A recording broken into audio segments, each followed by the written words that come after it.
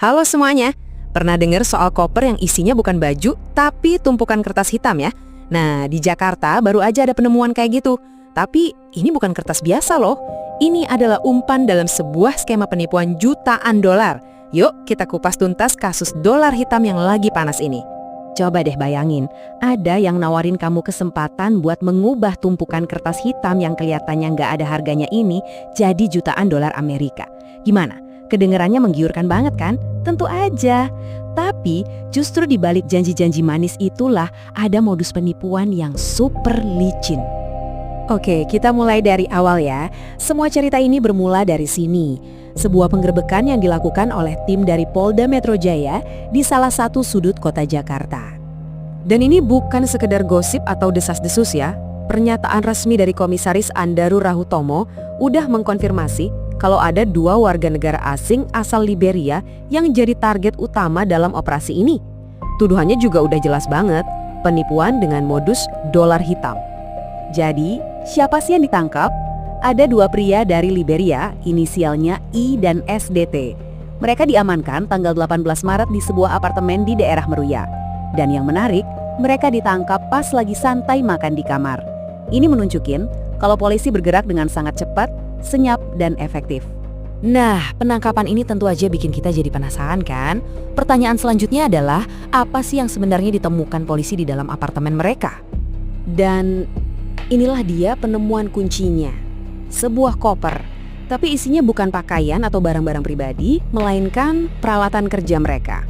Satu set perlengkapan yang diduga kuat dipakai buat ngejalanin aksi penipuan dolar hitam ini. Yuk kita lihat lebih detail apa aja isinya.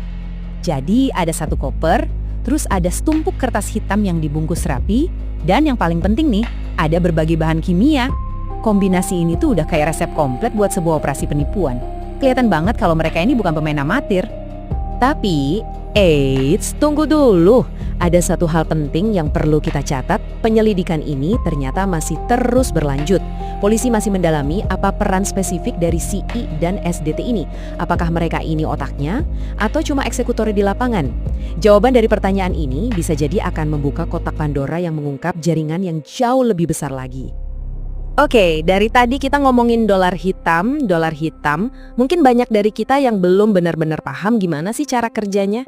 Nah, sekarang ayo kita bedah mekanismenya biar kita semua jadi lebih waspada. Jadi, intinya tuh sebenarnya simple tapi cerdik banget. Para penipu ini mengambil uang asli, biasanya pecahan 100 dolar, terus dilumuri sama cairan kimia khusus sampai warnanya jadi hitam legam. Persis kayak kertas biasa. Awalnya, taktik ini dipakai buat nyelundupin uang, biar nggak ketahuan sama petugas imigrasi. Tapi, modusnya sekarang berevolusi buat menipu korban secara langsung. Mereka bakal nunjukin tumpukan kertas hitam ini. Terus, demo di depan korban dengan membersihkan 1 lembar. Tujuannya? Buat buktiin kalau itu uang asli. Nah, setelah korban percaya, mereka akan minta uang dalam jumlah besar. Alasannya, buat beli cairan pembersih sisanya. Tentu aja, begitu uang didapat, mereka langsung kabur. Dan jangan salah ya, kasus yang di Meruya ini bukan kejadian yang aneh atau cuma sekali terjadi. Ini adalah bagian dari sebuah pola yang sayangnya udah sering banget terjadi sebelumnya. Coba deh kita lihat perbandingan ini. Kasus tahun 2026 di Jakarta Barat melibatkan warga Liberia. Kalau kita mundur ke 2021, ada kasus serupa di Jakarta Selatan. Pelakunya dari Nigeria, bahkan dibantu sama WNI. Polanya jadi kelihatan jelas kan?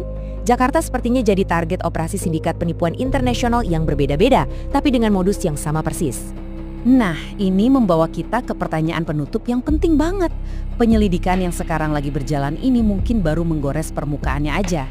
Apa lagi ya yang akan terungkap tentang skala dan struktur jaringan penipuan internasional ini? Dan yang terpenting buat kita semua, kasus ini jadi pengingat yang keras. Kalau ada tawaran yang kedengarannya terlalu indah untuk jadi kenyataan, hampir bisa dipastikan itu adalah jebakan. Jadi tetap waspada ya.